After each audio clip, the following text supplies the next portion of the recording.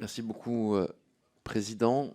Madame, Monsieur, je vous laisse la parole.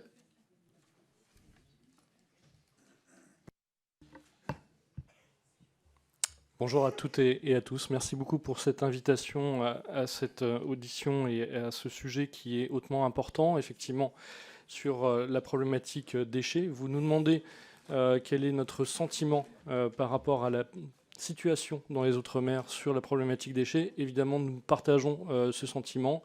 D'une part, des constats que nos directions régionales implantées dans tous les Outre-mer constatent au quotidien, à savoir une problématique liée à une production de déchets qui reste importante, mais surtout à des défauts de valorisation, recyclage et valorisation énergétique, impliquant du coup un fort recours à l'enfouissement sur des territoires contraints, avec chacun ses spécificités. Et donc, chacun de ces territoires a bien des problématiques à la fois identiques et différentes à mener. Donc, ce constat, nous le faisons sur la proportion de déchets enfouis, qui a aussi des conséquences sur les coûts de traitement, avec des coûts de TGAP qui impactent les finances des collectivités locales. Une problématique de déploiement des collectes sélectives qui ont des performances bien plus faibles qu'en métropole. Des problématiques aussi liées aux spécificités, par exemple une production plus importante de déchets verts, de déchets végétaux. Donc un manque de valorisation énergétique, sauf sur quelques territoires comme la Martinique, où des unités existent, et la Réunion a des projets aussi, mais qui mettent du temps. Globalement, ce qui est aussi observable, c'est une problématique de gouvernance au sein des collectivités locales, avec des besoins forts aussi en ingénierie et des problématiques donc de gouvernance et de politique locale. C'est notamment le cas en Martinique aujourd'hui, avec le syndicat de traitement qui a des problèmes vraiment très spécifiques. Vous l'avez dit, une problématique liée au fait que la réglementation est la même pour les Outre-mer que pour la métropole ou les territoires européens, et donc qui ne prend pas forcément en compte ces spécificités, même si la loi AGEC a ouvert cette possibilité, notamment de régionaliser des objectifs. C'est des retards structurels, des manques d'équipements, des équipements qui nous semblent être basiques, notamment en termes de moyens de collecte, de déchetterie par exemple, mais aussi renforcés par les spécificités locales, notamment en termes de transport et des possibilités de pouvoir aller vers ces points de collecte ou faire en sorte que les déchets soient mutualisés.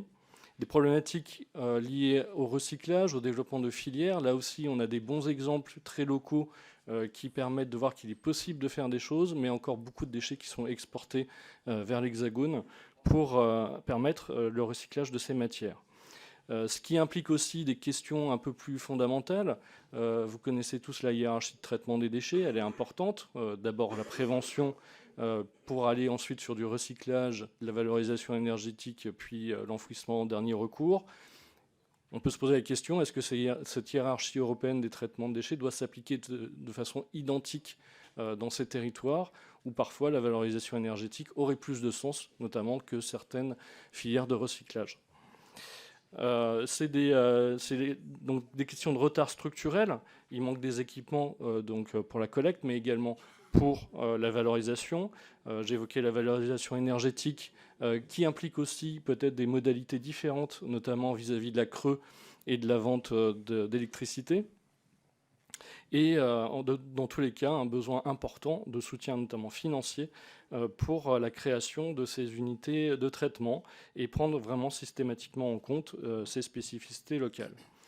Il y a bien sûr, en plus de ça, des problématiques de foncier disponibles. Et là, on revient aussi à quel mode de traitement, sachant que le traitement peut avoir des problématiques foncières différentes en fonction de la nature même du process utilisé.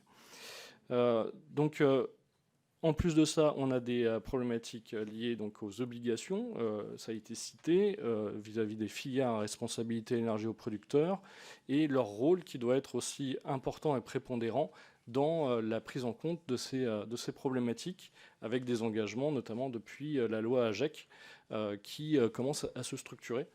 Je vais laisser la parole à mon collègue Éric Vézine, qui a en charge plus particulièrement le suivi de ces filières REP au sein de l'ADEME, avant qu'on passe à Amorce.